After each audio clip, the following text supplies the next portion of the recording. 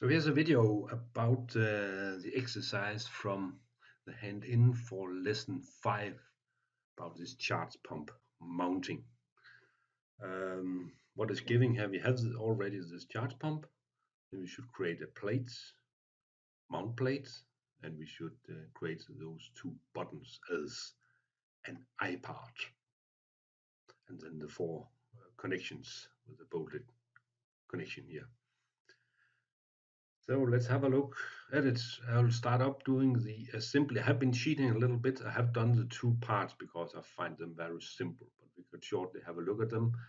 Then we'll start up with assembling the parts, and then after that I will do the positioning part of it. You can see we should implement the solution in two different ways: an iAssembly and with a representation, position representation. And I think I'll start out with this one and then move to the iAssemblies later. But let's have a look. What we should end up with is something like that. As I told you, I've been cheating a little bit. I have done this mount plate. It's the simple one, just done as a contour flange in sheet metal, and have been changing the thickness to be 3 millimeters. In the sheet metal rule, should remember, yeah, we also could have changed material types of that kind of stuff. Again, I have done a couple of holes for the bottoms and I've done 4 holes up here. What I have been realizing later is that it could be actually a good idea to create these holes as a pattern. It will give us the advantage later that we can add these bolts in a reference pattern, as I showed you in the lessons. But whatever. Then the push button, it's a simple part, just with an extrusion and a fillet on the end, and then I had changed the color on it to be dark green for this one, and then I had done it as an I part. You see in the table is on, and there are basically only 2 parts. One is red, one is dark green, and I added this appearance, the color for them. So those are the basic parts. So I'll start up my assembly, see if we can make it work. So click on the assembly button, surprisingly, and now I'm starting on an empty space here. Place the first part, not from content center yet, but I'll start up with my mounting plate as the first one. Mount base, I'll call it here. This one. Open it. It's in here. And you will remember how we put the first part. Always a good idea. Place grounded at origin. Here. Then we can carry on, but it's okay. We'll escape it. It's on. And you can see the origin. You can see how we have put the planes nicely put because we have used this one place at origin. So this was the first part. So let's add the next one. Maybe it should be the, whatever. Could be the chart pump. It's the next one. Cheat a little bit, see what I've done here. Yeah, also the chart pump added here. Place again. And then I think I've got it here. This one, and this is the assembly. Yes, it's E0611. That's the one we have been working on. And I just place it a random place here. For a start. Right click or OK or escape, doesn't matter. And then it's on here. Next thing here could be done in many ways, but you can mate this to that one and so on. And I think I would prefer to actually make an insert to the holes, that edge to that edge and so on. So let's see if we make that work. Yeah, constrain it and use the insert here and use this edge. And I can see if I can put it correctly. Probably can't, but then I'll change it. Something happened here. Let's have a look, see how it looks like. Ah, okay, it seems to be okay. It's not upside down or anything. So that was fine. So the next constraint, also an insert that edge to, see if I can find a corresponding edge down here. That one. Then it seems to be working perfectly fine. Yes, so then the buttons. Place the next ones. They are one level up. Yeah. Push button. This one, notice here we have, this is an iPad, so of course we have to choose which one do we want to put on. Choose the tree or the table. I think the table is the easiest one to look at here. So that one, click a random pair, click down here. And then for the next one, click the other option. Put it here, we can carry on like that. I'll dismiss when I'm done. So I got my two buttons. I check at the assignment how it should be put. You want the green here and the red here. So let's try to do the same. So the green at the left. So I place it with a constraint here and that I'd use insert again, I think actually here. So why not that edge to 2. That edge up here is on, and then I can actually add an offset here, and have been researching a little bit. I think choice of -5 is okay choice, like that. And then the red button, I think this should be pushed in when it's in this position, so why not start up with that one. So constrain the other one with insert, exactly the same as this edge to that edge. And now again I missed again. I think -20 here is a good choice. So it's up to you. It depends on the sizes you have chosen here. Okay, and now we are more or less on the basic assembly here. Still we need to add the fasteners.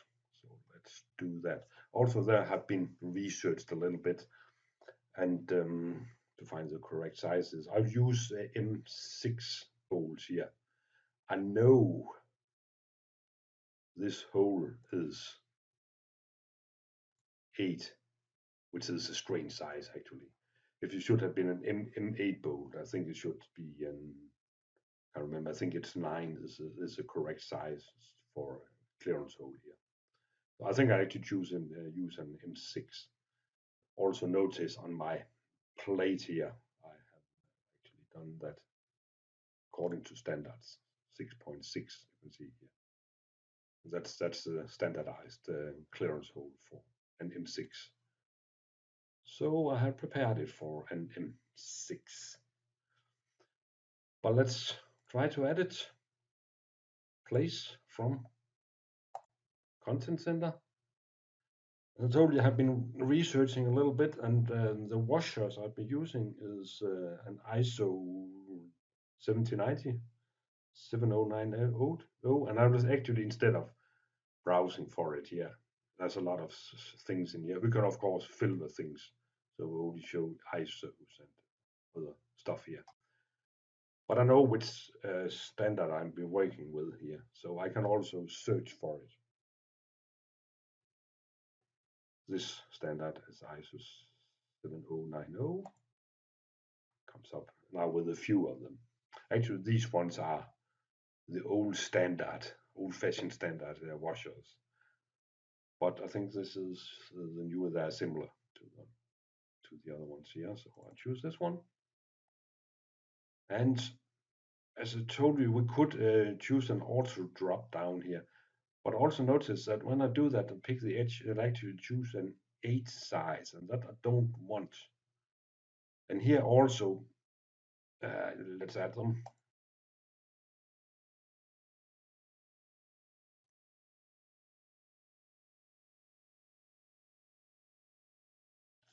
I will change the size for it to be an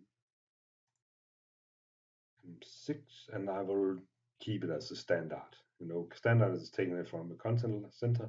Custom, then I'm actually making my own copy of it. I just click for them, and I'm doing it a little kind of maybe a stupid way here, but okay it here because I haven't. I actually don't know about this one. Go away. I'm not investigating on this one. Could have that have been done as patterns. I don't know about that, but I will add them as individual parts here. So I constrain. Simply use inserts here for heating. But it's also easily done, and I'll apply it and stay in my choice here. This edge to that edge, and that edge to that edge. Apply it. That edge to that edge. And when I'm done here, I can simply now press OK because I've also closed down the dialog window. Dialog box. So, okay. So far so good. And then I also add washers at the bottom. Exactly the same. Slaughter. Close her down. Again, 7090. Search for it. This one, and here I could try to use the auto drop. Because here you can see let's see what is going on here. Some sun in my screen. So this one, and now it's an M6 you can see, or a size 6. So let's see what happens. Count interval, insert multiple, counts 4. Let's see what happens. If it works. Looks a little big to me, but let's see what happens here. Could be it's not doing it correctly. You see, it was way too big. So I'll try again. Make it work. I'm not that familiar with that auto drop things, but it can be a good way of doing it. So I think it's better now. The 6. It counts multiple. You can see now they have chosen them. Place. I think that was way better. So now got all my washers on. But you can imagine if I had a pattern, I have done, for example, this as a pattern, then I could just have added one, and then I could have created a reference pattern as we tried in the lesson 5. But let's add the bolts. The one I've been looking for is ISO 4762. So that I have been checking in advance. I think I'll use this one. And again, I think yeah, we could use your auto drop, and I think I'll simply add them here. I think 25 is an okay choice. I keep the standard here.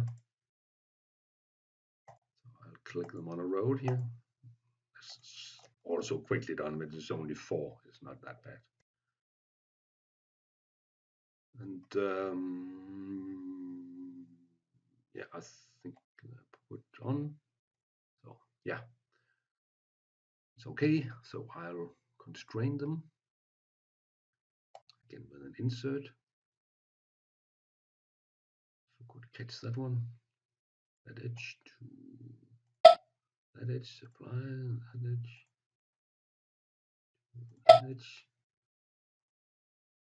move over here, catch that one, that edge to that edge. Then I could also, instead of choosing that one, it doesn't matter if I choose that one, but stick with that edge. It's on, and when I'm done here, I can OK it. Closes down the dialog window. And then I've got only the nuts missing. So let's place them. And I'll use here the one called 4032. This one. I use this one. Could again use the auto drop, but now I have started up on actually constraining them. So it's an M6. See what happened there. 2, 3, 4. Okay. And yeah, we're done here, so don't bother me with more information. Constrain, insert, not 1, 2, not that edge, but that edge. And next one. That one. And doesn't matter if you pick the hole or the nut first, or the hole in the washer first or not, it doesn't matter. So here we go.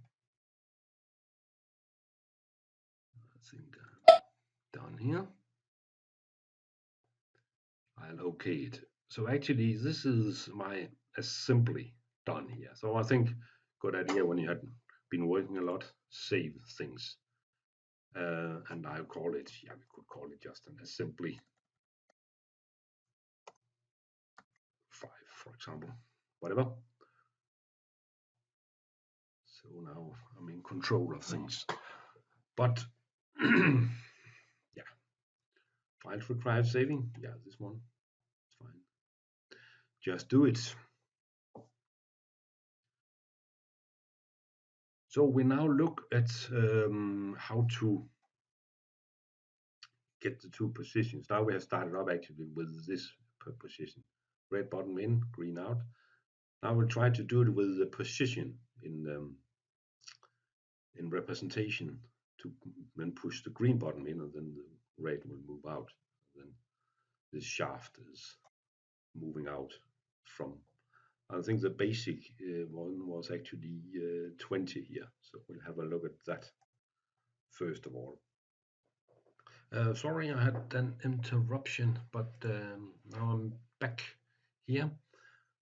So I think we were here with the assembly done, top assembly done, and now want to make some movable, some positioning in it. Before I do that, I'll move to this one, and I have actually already opened it here, and have a look at this one, the position of this one, and that's one called RAM. And that's number 11, I think, yes. So I change that to be 20, basically, in my startup position. Then I'll do position representation. I'll create a new one, right click on it, new one, and it's already done. It's on the position 1. And then I'll go down to my mate just done, modify, override it to be 70. Then I got that situation, and now you can see we can now change between them, and works perfectly fine. I'll move back to my assembly, top assembly, a little follow, you can see, update a little bit. Um, you can see now if we move down to my assembly here, then we can see the relationship, the positions here. Actually, we can see it here also, so we can move in and out. Then I'll do a new representation in this top assembly here, a new one. It has changed to position 1. So now I'm back in master. Now I go to position 1. Yeah, nothing happens. I haven't done anything actively. But then I also change to position 1 in my charge pump assembly. You can see now it's creating an override onto that one. And then you can see it actually is working here now. Perfectly fine. It can be a little tricky if you don't know what to do. To be honest, I have been fiddling around a little bit with it. But that wasn't enough. We also wanted in position 1, we want to have a look at the bottoms. The push button here and the push button. These ones, and then we are in the other position now and it's moved out, so I'll override this value to be, instead of -5, I'll put that to -20, and the other one to be -5. Here we go. And then you got the situation if I change between them, 2 positions. Didn't catch it. See, it seems to be moving nicely. What we want is moving in and out, and the bottoms are moving in and out. Yes. So far so good. The last part about this one, or not the last, we haven't done in the iAssemblies, but we want to create a drawing now to actually indicate the 2 positions. That was the one here, this one, something similar to what we have here. I'm on my drawing.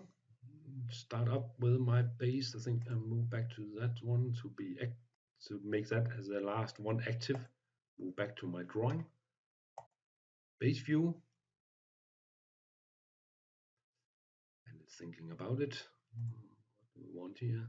That wasn't what we wanted. Try again. Here we go. I want to see it from, yeah, maybe from that position. Also, we can add a projected view.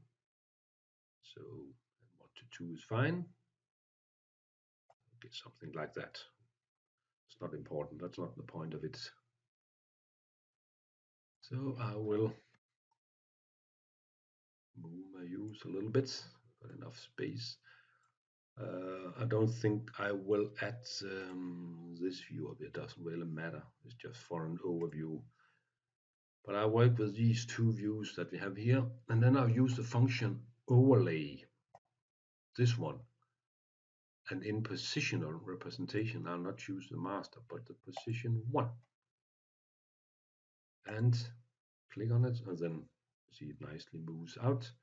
And I have to do the same for the other view. Position 1. And you can see it nicely puts it on here, and we can see the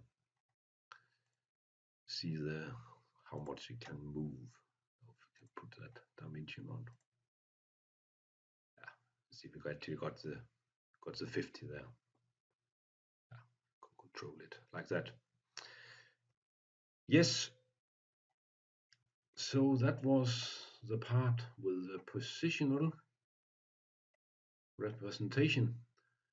Now I'll make a short break to clean up things, and then I'll come back and then show with the iAssemblies.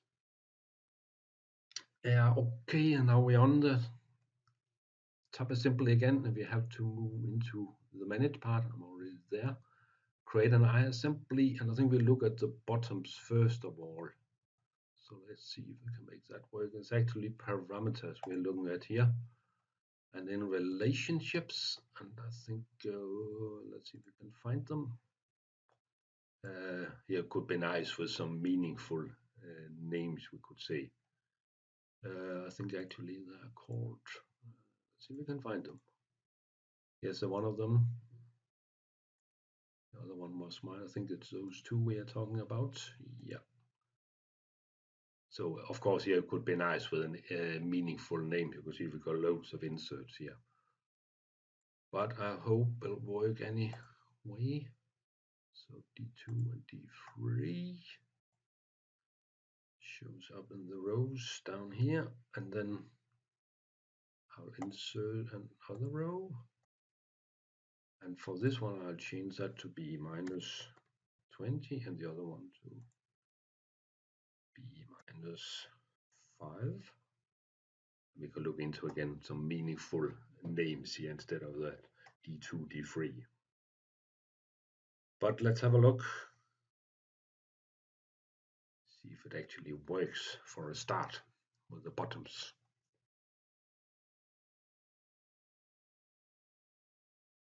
Got a table on. Let's change to the other one. See if anything happens.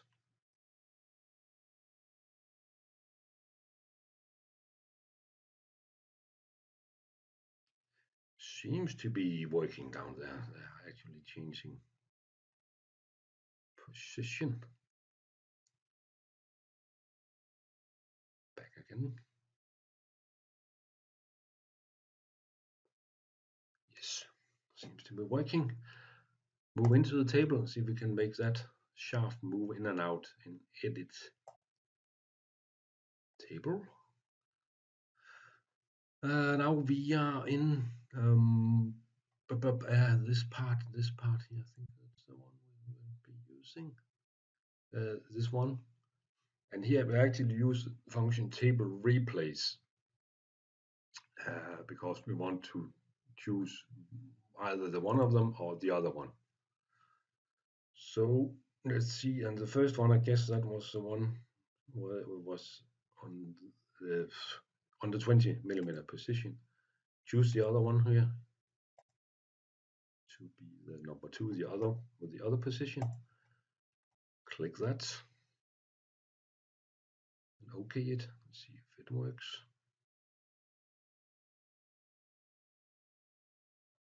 It really has to think about I features, I parts, iAssemblies, stuff like that. So let's see what happens here. Needs to be updated, yes. So do it.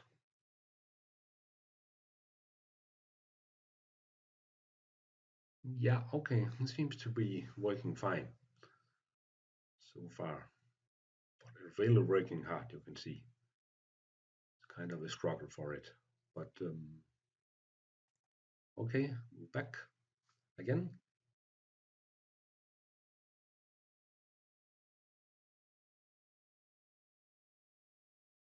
Yes. So seems to be working perfectly fine.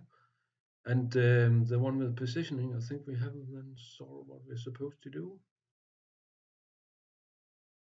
I think we have. Yeah, we have thought about the sub-assemblies. I think we made that work with the positioning. Okay, so that will conclude the video about the exercise on lesson 5.